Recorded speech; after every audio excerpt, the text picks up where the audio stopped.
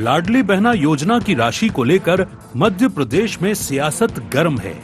मैहर में आयोजित कार्यक्रम के दौरान मुख्यमंत्री डॉक्टर मोहन यादव ने लाडली बहनों के खातों में 1750 रुपए की राशि ट्रांसफर करते हुए कांग्रेस पर जमकर निशाना साधा। सीएम ने कहा कि भाजपा जनता से किया वचन निभाती है और लाडली बहना योजना अगले 5 साल तक जारी रहेगी। उन्होंने कांग्रेस पर योजना को लेकर भ्रम फैलाने का आरोप लगाया और कहा कि जब सरकार बहनों के खातों में राशि भेजती है तो कांग्रेस उस पर भी सवाल उठाती है। सीएम ने बहनों से अपील की कि वे आगामी चुनाव में बहनों का अपमान करने वाले इन महिला विरोधी कांग्रेसियों का हिसाब चुकता करें। उन्होंने दावा किया कि अब तक 65,000 करोड़ रुपए से ज्यादा की राशि बहनों के खातों में पहुंचाई जा चुकी है और अगले 5 साल में 1,14,000 करोड़ रुपए से ज्यादा की राशि पहुंचाने का लक्ष्य है। लाडली बहनों के खाते में पहुंचे 1750 रुपए। सीएम डॉक्टर मोहन यादव ने जारी की योजना की राशि। महिलाओं की आर्थिक मजबूती पर सरकार का फोकस। स्व सहायता समूहों से बहनों की आय बढ़ाने पर जोर। महिला आधारित उद्योगों को भी प्रोत्साहन देगी सरकार।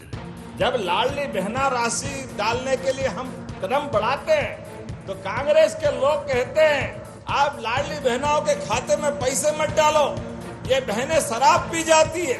अरे शर्म आना चाहिए। आप बताइए, ये लाडली बहना याद रखना, बहनों गठान बांध करके जिस दिन चुनाव आएगा इन सारे कांग्रेसियों को धता बताना, इनका हिसाब चुकता करना कि लाडली बहनों का अपमान कोई बर्दाश्त करने वाला नहीं है। ये लाडली बहना चुनाव तो 2028 में है, लेकिन हमने फिर 5 साल आगे तक देने के लिए कल निर्णय किया। जोरदार ताली बजाए ये लाडली बहनाओं के प्रति। अभी तक 65,000 करोड़ रुपए की राशि आप तक पहुंचाई और ये 5 साल होते होते 1,14,000 करोड़ से ज्यादा की राशि आपके खाते में आने जाएगी। उधर कांग्रेस ने लाडली बहना योजना की राशि को लेकर सरकार पर हमला बोला है। कांग्रेस का कहना है कि भाजपा ने अपने संकल्प पत्र में लाडली बहनों को मिलने वाली राशि को बढ़ाकर 3,000 रुपए महीना करने का वादा किया था, लेकिन सरकार उस वादे के मुताबिक राशि नहीं बढ़ा रही है। कांग्रेस ने सरकार से मांग की है कि महिलाओं को हर महीने 3,000 रुपए दिए जाएं। कांग्रेस का आरोप है कि भाजपा सरकार महिलाओं के साथ किए गए वादे से पीछे हट रही है। हमारा तो ये कहना है कि आपने 3,000 का वादा किया था, 3,000 रुपए देने की बात की थी, चुनाव में घोषणा पत्र में आपने दिया था, मोदी जी ने वादा करके गए तो 3,000 देना चाहिए। वो बात कर दो, ज्यादा अच्छा है लोगों को गुमराह करने की बजाय। बहरहाल लाडली बहना योजना को लेकर मध्य प्रदेश में बीजेपी और कांग्रेस आमने सामने हैं। बीजेपी जहां योजना को अगले 5 साल तक जारी रखने और अब तक 65,000 करोड़ रुपए से ज्यादा की राशि बहनों तक पहुंचाने को सरकार की उपलब्धि बता रही है, वहीं कांग्रेस 3,000 रुपए महीने की राशि का वादा पूरा करने की मांग कर रही है। ऐसे में लाडली बहना योजना पर सियासत जारी है और आने वाले समय में ये मुद्दा प्रदेश की सियासत में और जोर पकड़ सकता है। Bureau report, IND 24।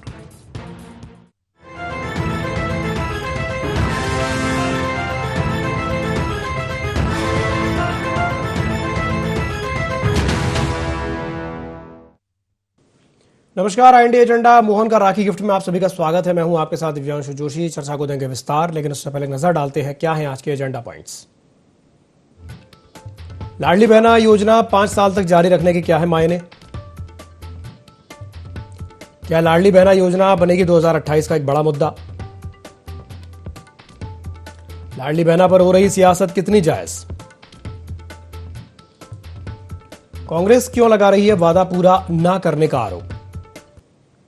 तो लाडली बहना योजना की राशि को लेकर के मध्य प्रदेश में अब सियासत गर्म है। मैहर में आयोजित कार्यक्रम में मुख्यमंत्री डॉक्टर मोहन यादव ने लाडली बहनों के खातों में 1750 रुपए की राशि ट्रांसफर करते हुए कांग्रेस पर जमकर निशाना साधा। सीएम ने कहा कि भाजपा जनता से किया गया वचन निभाती है और लाडली बहना योजना अगले 5 साल तक जारी रहेगी। उन्होंने कांग्रेस पर योजना को लेकर के भ्रम फैलाने का आरोप लगाया और कहा कि जब सरकार बहनों के खातों में राशि भेजती है तो कांग्रेस उस पर भी सवाल उठाती है। सीएम ने बहनों से भी अपील की है कि वे आगामी चुनाव में बहनों का अपमान करने वाले महिला विरोधी कांग्रेसियों का हिसाब चुकता करें। वहीं दूसरी ओर कांग्रेस ये कह रही है कि भाई वादा तो 3,000 रुपए का था और अभी 1750 की बात हो रही है, तो 3,000 के वादे का क्या हुआ? आज इसी विषय को लेकर के हम चर्चा करेंगे। कुछ खास मेहमान हमारे साथ चर्चा में शामिल हो रहे हैं, आपका परिचय करा देते हैं। हमारे साथ चर्चा में जुड़ रहे हैं प्रकाश सक्सेना जी, वरिष्ठ पत्रकार हैं। प्रकाश जी, स्वागत है आपका IND24 में। हमारे साथ जुड़ रही हैं ज्योति पटेल जी, प्रवक्ता हैं मध्य प्रदेश कांग्रेस की। ज्योति जी, आपका भी स्वागत है IND24 में। और हमारे साथ जुड़ रही हैं स्वाति चोपड़ा जी, मीडिया पैनलिस्ट है मध्य प्रदेश भारतीय जनता पार्टी की। स्वाति जी, आपका भी स्वागत है IND24 में। शुरुआत में स्वाति जी आपसे ही कर लेता हूँ। स्वाति जी, सीधा सा सवाल, 3,000 की बात हुई थी, 1750 आप दे रहे हैं, कांग्रेस कह रही कि 3,000 का वादा था, क्या हुआ उस वादे का, क्या कहेंगी? देखिए, कांग्रेस सिर्फ भ्रम फैलाने का काम करती है, लगातार झूठ बोलती है और इनके झूठ निरस्त और ध्वस्त भी हो जाते हैं। 3,000 रुपए की बात डे वन पे नहीं हुई थी। जब हमारे तत्कालीन माननीय मुख्यमंत्री शिवराज सिंह जी चौहान थे, तब उनके द्वारा ये कहा गया था कि हम शुरुआत कर रहे हैं 1,000 रुपए महीना से और धीरे धीरे प्रयास करेंगे। और हमारे यशस्वी मुख्यमंत्री मोहन जी यादव ने इस योजना को लगातार जारी रखते हुए आज हम जो है 1,500 तक राशि पहुंच चुकी है। और इस बार तो राखी का तोहफा भी बहनों को मिला है और लगातार 1,000 से 1,250 से 1,500 हुए हैं। और ये कहा गया था कि 2028 तक कोशिश करेंगे कि 3,000 तक की राशि हो जाए। अब आप देखिए कि अभी कैबिनेट में प्रस्ताव पास हो गया है, 1,14,365 करोड़ की जो योजना के लिए ये अमाउंट स्वीकृत किया गया है लाडली बहना योजना के लिए। तो इससे साफ रूप से स्पष्ट हो जाता है कि भारतीय जनता पार्टी की सरकार जो कहती है वो करती है। जो योजना के लिए बोला गया था उसको लगातार सुचारू रूप से चलाया जा रहा है। महिलाओं के खाते में डायरेक्ट पैसे जा रहे हैं। और आज हमने जो देखा कल परसों, जैसे महिलाओं के चेहरे पे मुस्कान थी जब राखी का तोहफा भी उनको मिला, तो महिलाएं समझ चुकी है कि कौन सी पार्टी उनका भला चाहती है और कौन सी पार्टी से भ्रम और झूठ बोलती है। ठीक है ज्योति जी, स्वाति जी जो बात कह रहे हैं वो तो चलिए ठीक है, लेकिन मेरा ध्यान एक और बात ने खींचा। जैसे अभी मैं सुन रहा था, मुख्यमंत्री जी कह रहे थे कि भाई कांग्रेस का अपमान करने वाले वो कह रहे थे कि भाई कांग्रेस यानी आप लोग जो हैं, आप लोग महिलाओं का अपमान करते हैं। उसके पीछे उन्होंने एक पुराने स्टेटमेंट का हवाला दिया जो ये कहा गया था कि भाई महिलाएं जो हैं शराब पी जाती हैं, ऐसा कुछ कहा गया था। इसे लेकर के इस तरह की बात सामने आई है, क्या कहेंगी आप ज्योति जी? देखिए, सबसे पहले तो ये है कि हमारे जीतू पटवारी जी ने जैसे ही पीसीसी चीफ बने थे, उन्होंने ये कहा था कि भारतीय जनता पार्टी ने जो भी अपना मैनिफेस्टो में वादे किए हैं उन पर कांग्रेस पार्टी को लड़ना है और उसी हिसाब से जो है हम लड़ाई लड़ रहे हैं। महिलाओं को उन्होंने कहा था कि 3,000 रुपए देंगे, लेकिन अभी तक जो है केवल ये 1,500 तक ही आ पाए हैं। और अब इन्होंने ये कहा है कि हम चुनाव 2028 में, चूंकि चुनाव होने हैं और 2028 के पहले, जैसे भारतीय जनता पार्टी हर स्टेट में करती है, जो चुनाव के 1 महीने या 2 महीने पहले ये 3,000 की राशि देंगे। तो ये निश्चित रूप से महिलाओं के साथ बहुत बड़ी ठगी है। अब दूसरी बात, बहुत मुद्दे की बात यह है कि मध्य प्रदेश की सरकार, मोहन सरकार बड़ी बड़ी बातें कर रही है, तोहफा देने की बात कर रही रक्षाबंधन पर। आप ये बताइए कि लाडली बहनों को रक्षाबंधन पर जब लाडली बहनें अपने भाइयों के घर जाएंगी, बस में बैठेंगी, तो जहां उन्हें किराया पहले 100 रुपए लगता था, अब वो किराया बढ़ करके 200 रुपए हो चुका है। जब वो लाडली बहनें अपने भाइयों के लिए मिठाई बनाएंगी तो जो शक्कर 40 और 42 रुपए किलो की हुआ करती थी, वो शक्कर जो है अब 60-70 रुपए किलो की हो गई है। आटा, दाल, तेल, सब्जियां, सारी चीजें, रसोई गैस जो है, सारी चीजें महंगी हो गई हैं। आप एक हाथ से देने का ढोंग कर रहे हो और दूसरे हाथ से डबल उससे निकालने का महिलाओं से काम कर रहे हैं। ये महिलाओं के साथ बहुत बड़ी ठगी करने का काम ये सरकार कर रही है। और एक बात और मैं कहना चाहती हूँ कि आपने जब योजना शुरू करी थी तो 1,31,00,000 महिलाएं थी। उसके बाद अब जो है फिर जब योजना में महिलाओं को लाभ 1,29,00,000 महिलाओं को दे दिया गया। लेकिन आज की स्थिति में हम देखें तो केवल 1,25,00,000 महिलाएं इसमें केवल योजना में शामिल है। अब इनके पास ऐसी कौन सी मशीनरी है कि केवल महिलाओं के 60 से ऊपर जब महिलाएं हो जाती तो उनके नाम तो काटे जाते हैं, परंतु नाम अभी तक जो है 3 साल में एक भी बार योजना में नाम जोड़ने के लिए इनके पास अभी तक कोई भी योजना नहीं बनी है, ना इनका पोर्टल खुला है। तो ये सारे जवाब भी मुझे लगता है कि भारतीय जनता पार्टी के प्रवक्ता को देना चाहिए। ठीक है, मैं इन सबके जवाब लूंगा स्वाति जी से, लेकिन उससे पहले एक टिप्पणी, पहले हमारे साथ वरिष्ठ पत्रकार भी मौजूद हैं, प्रकाश जी, उनसे लेना चाहूंगा। प्रकाश जी, मेरा आपसे सवाल यही रहेगा कि क्या सिर्फ खाते में पैसा पहुंचाना महिला सशक्तिकरण का पैमाना माना जा सकता है, या फिर जो बात जैसे अभी ज्योति जी कह रही हैं कि भाई एक तरफ तो आप पैसा दे रहे हो और दूसरी ओर बस का जो किराया है वो बढ़ गया, वो 100 रुपये से 200 रुपये हो गया, या जो खाने का तेल है या जो शक्कर है, हर चीज़ के दाम तो बढ़ ही रहे हैं। तो भाई मतलब एक तरफ से आप पैसा दे रहे हो और दूसरी तरफ से वही पैसा महंगाई के रूप में ले रहे हो, तो उसका फायदा कहाँ हुआ भाई? 1750 देने का बेनिफिट क्या हुआ? क्या कहेंगे प्रकाश जी? इस योजना में नहीं है, ये तो जनता को समझना पड़ेगा, क्योंकि हमारे यहाँ जनता को ये समझाया नहीं जा पा रहा है कि जो भी सरकार दे रही है वो अपनी जेब से नहीं देती है, वो आपसे ही किसी ना किसी बहाने टैक्स के रूप में या दूसरे लाभों के रूप में वो आपसे वसूलती है और उसमें से थोड़ा आपकी जेब में डाल देती है। तो हम अपनी जनता को कितना लिटरेट कर पा रहे हैं इस मामले में? क्योंकि आर्थिक समझ, मुझे भी याद आता है जो रघुराज जी थे, उन्होंने कहा था सेकेंडरी लेवल तक इकोनॉमिक्स कंपलसरी सब्जेक्ट होना चाहिए। जब जिस दिन जनता अर्थव्यवस्था को समझ लेगी तो राजनीतिक चालबाजियां भी समझने लगेगी। और इस योजना के साथ भी वही आया। ये योजना बहुत अच्छी है आर्थिक रूप से मजबूत बनाने के लिए, लेकिन इसका जो उपयोग चुनाव जीतने के लिए जो हमने बिहार में देखा, 10,000 रुपये डाले और वादा किया था 50,000 ऐसे कुछ देने का, अगली किस्तें नहीं गई। तो यदि ये सिर्फ चुनाव जीतने के लिए किया जा रहा तो ये छलावा है जनता के लिए। लेकिन बुनियादी रूप से देखें तो हम आप जो कांग्रेस को गाली बकने की बात कर रहे हैं, इसको ये देखो, हर पार्टी में कुछ सिरफिरे राजनेता होते हैं जो उठपटाट बयान देते हैं और महिलाओं के प्रति उनके मन में सम्मान नहीं होता। इसका मतलब ये नहीं होता कि राजनीतिक दल भी वैसे हैं।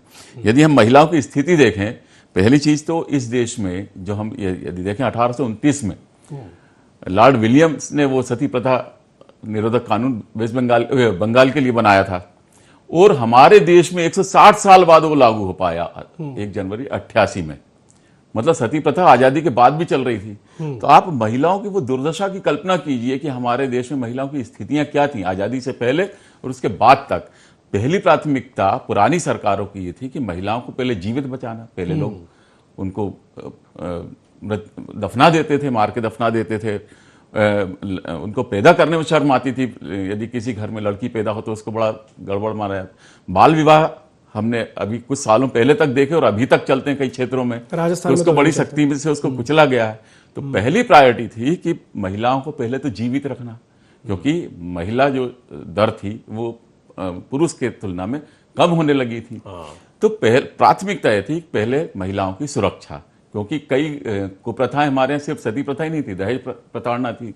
हमने वो दौर देखा कि वो प्रभात स्टोव आता था, वो फट जाता था और महिलाएं उसका शिकार हो जाती थी बड़ी संख्या में। तो उनकी सुरक्षा के लिए कानून बनाए पिछली सरकारों ने। तो हम ये नहीं कह सकते पिछली सरकारों ने कुछ नहीं किया।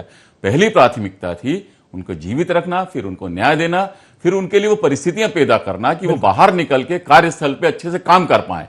ये तो लास्ट में जब हम अपनी संपन्नता के हिसाब से उनका आर्थिक स्तर, क्योंकि हाफ ऑफ द वर्ल्ड है वो, आधी दुनिया कहलाती है महिलाएं, तो आर्थिक रूप से भी उनको सुरक्षा देना बहुत जरूरी है। अब कार्यस्थल के लिए कुछ जैसे बसों का हमारी बहन ने जिक्र किया कि कई जिनकी आय 10-12 हजार तक की रहती है, उनको यदि बस में जैसे दिल्ली में किया था फ्री बस सर्विस का, तो उनको वो राहत होती थी उनके बजट में, बड़ी उसको राहत।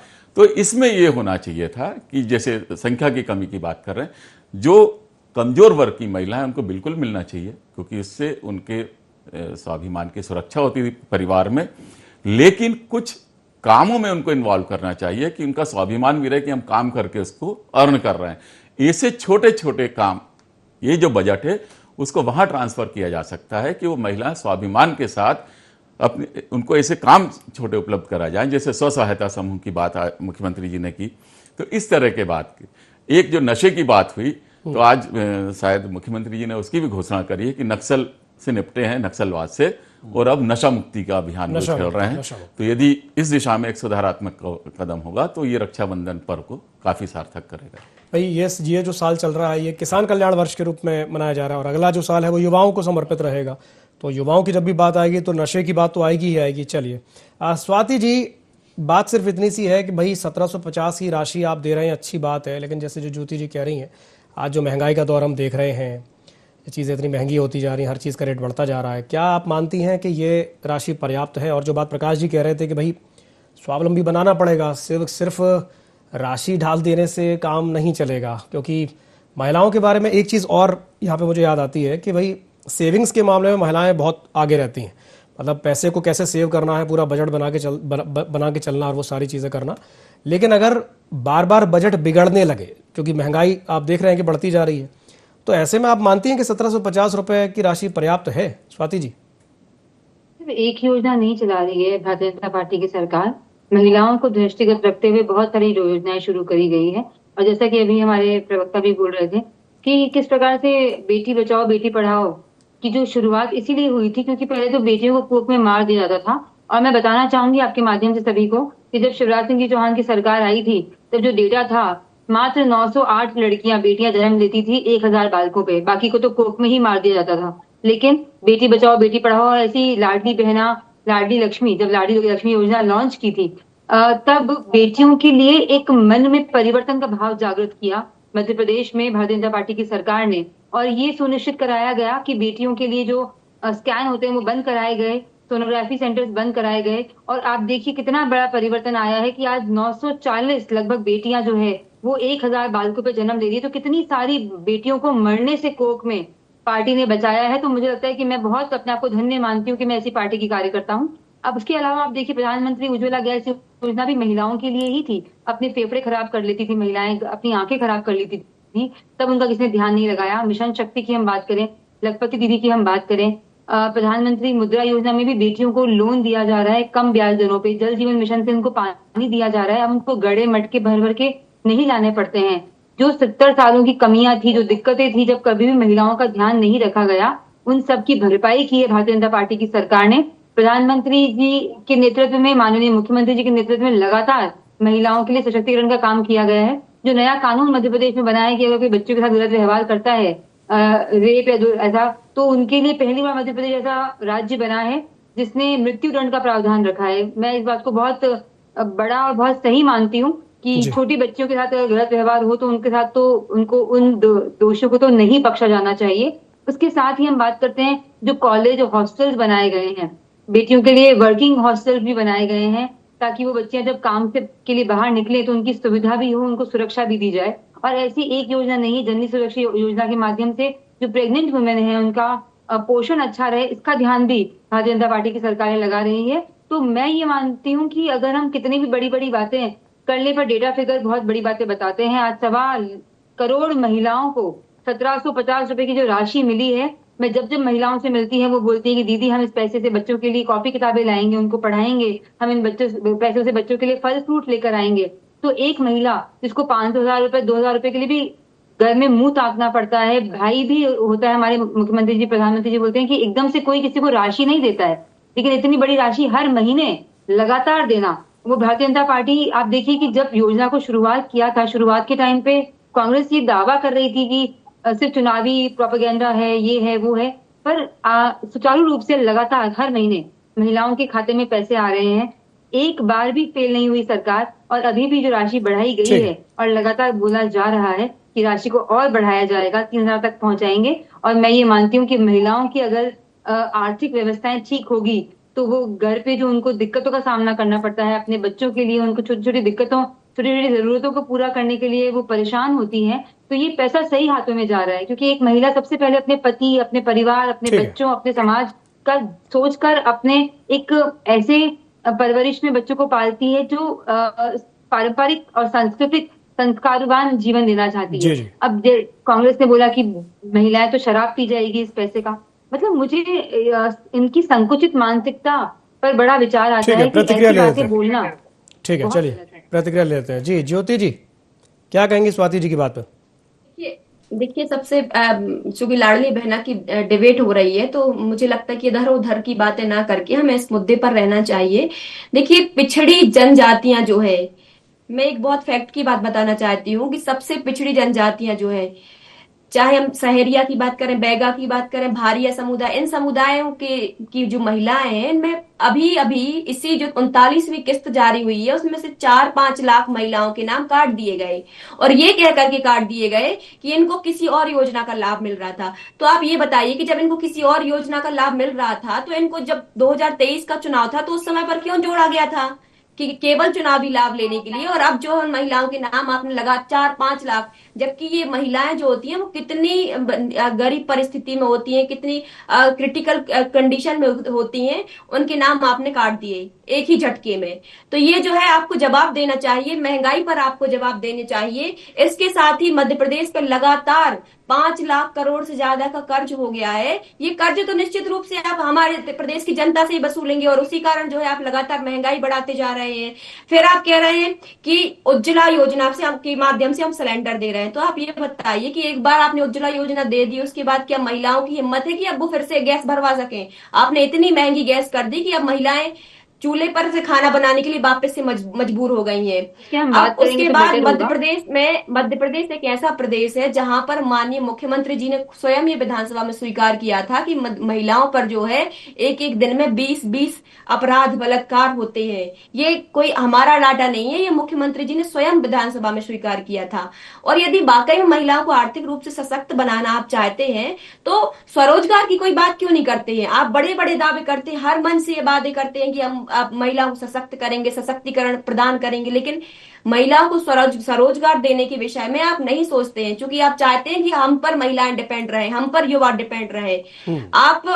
आप ये जानते हैं कि यदि महिलाओं को हमने स्वरोजगार उनको दे दिया, रोजगार उनको दे दिया, तो वो फिर हमारे ऊपर आश्रित नहीं रहेंगी, भैया मोहन यादव के ऊपर आश्रित नहीं रहेंगी, शिवराज सिंह चौहान जी के ऊपर आश्रित नहीं रहेंगी। निश्चित रूप से आपकी ये कार्य प्रणाली है और ये जो है बहुत जल्दी, महिलाएं बहुत पढ़ी लिखी हैं, शिक्षित हैं, वो समझ जाएंगी कि आप एक हाथ से दे रहे हैं महिलाओं को और दूसरे हाथ से ले रहे हैं। ठीक है। कुछ कहना चाहेंगे स्वाति जी, ज्योति जी की बात पर?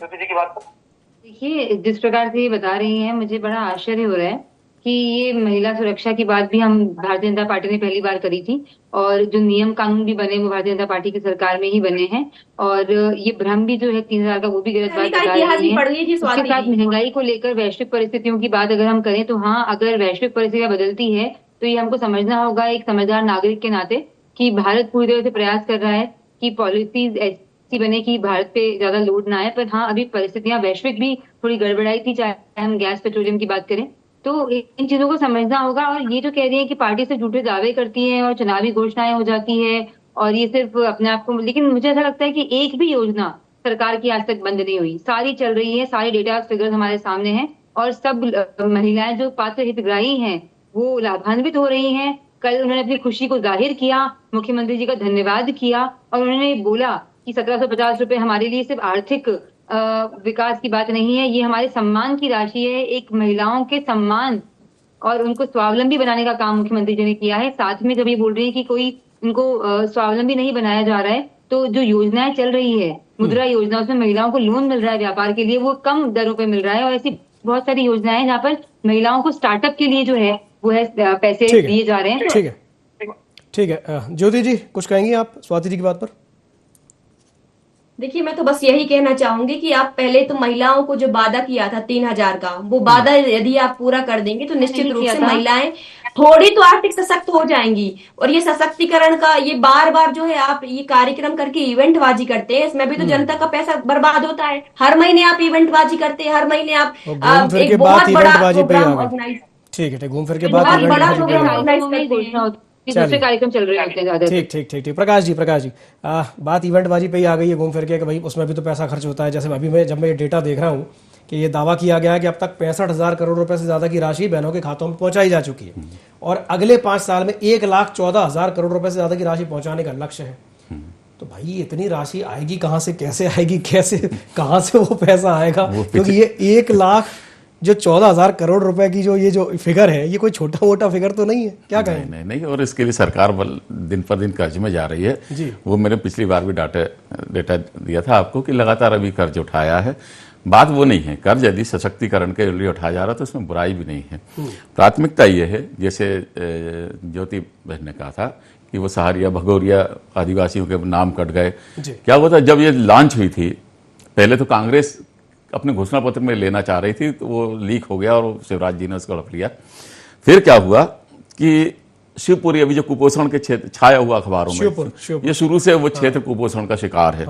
उस समय भी अखबारों में आया था कि वहां जो पोषण आहार भत्ता मिलता था 1000 रुपए, वो रोक दिया था इसके कारण तो उस पर हमारे पास, मेरे पास जो छोटा सा मंच था, उस पर आपत्ति ये जताई थी कि हम पोषण आहार उनके पोषण आहार के लिए, मतलब वो स्वस्थ रह पाए, उनको आहार में कमी ना हो, स्वस्थ महिला शिशु रह पाए, इसलिए वो दिया जाता था। और ये जो लाडली बहना वाला जो राशि है, ये महिलाओं के स्टेटस के लिए, मतलब आप जीवित हैं उसके बाद आपका जीवन स्तर बढ़ाने के लिए, दोनों के उद्देश्य अलग अलग थे। तो यदि कोई दूसरी योजना का लाभ मिल रहा है तो आप काट देना, तो पहले उस योजना की समीक्षा होना चाहिए कि वो किस लिए दिया जा रहा है। तो चूंकि महिलाओं के साथ अपराधों की मूल वजह यह थी कि उनकी निर्भरता थी, पति पे, परिवार पे निर्भरता थी, वो घर से बाहर निकलती नहीं थी। तो लगातार जो हमारी भाजपा की प्रवक्ता जी बोल रही हैं, 1955, 54, 56 में सबसे ज्यादा तगड़े कानून बने जिन्होंने महिलाओं को बराबरी के स्तर पे लाया, और फिर वो निरंतर बनते रहे हैं। तो सबसे बड़ी चीज है कि महिला आत्मनिर्भर बनेगी तो वो समाज में बराबरी से बिल्कुल पार्टिसिपेट करेगी, वो सशक्त होगी। और जो उसके साथ अत्याचार कब रुकेंगे, जब वो खुद पे निर्भर हो। मैं अपने लोगों को सलाह भी देता हूं कि हमारे यहाँ जो कन्याओं की शादी से पहले चिंता उनके आत्मनिर्भर होने पे होना चाहिए, ताकि वो अपना संघर्ष खुद कर पाए, यदि कोई विपरीत परिस्थितियां हो, डिपेंडेंट संघर्ष ना कर रहे, पाए। डिपेंडेंट ना इसलिए रहे, और ये जो योजनाएं हैं, बिल्कुल। मैं फिर इसकी तारीफ करूंगा। शिवराज जी ने लक्ष्मी योजना चालू की थी, उसमें शिक्षा में काफी मदद मिली लड़कियों को, कन्याओं को, और अब इससे उनका जीवन स्तर बेहतर करने के लिए। पर मेरे ख्याल से इसमें उनको यदि रोजगार से जोड़ें तो वो ज्यादा आत्मनिर्भर और स्वाभिमान के साथ अपने को महसूस करेंगे। सरकार को सोचना भी चाहिए कि भाई डिपेंडेंसी कम हो, क्योंकि जितना ज्यादा आत्मनिर्भर बनेंगे उतना ज्यादा प्रदेश के लिए अच्छा होगा, प्रदेश की अर्थव्यवस्था के लिए अच्छा होगा। चलिए, बहुत बहुत धन्यवाद आप तीनों मेहमानों का हमारे साथ जुड़ने के लिए और चर्चा में शामिल होने के लिए। तो समय की बाध्यता के चलते मैं इस चर्चा को यहीं समाप्त करना चाहूंगा। खबरों का सिलसिला लगातार जारी है, आप बने रहिए ID24 के साथ। नमस्कार।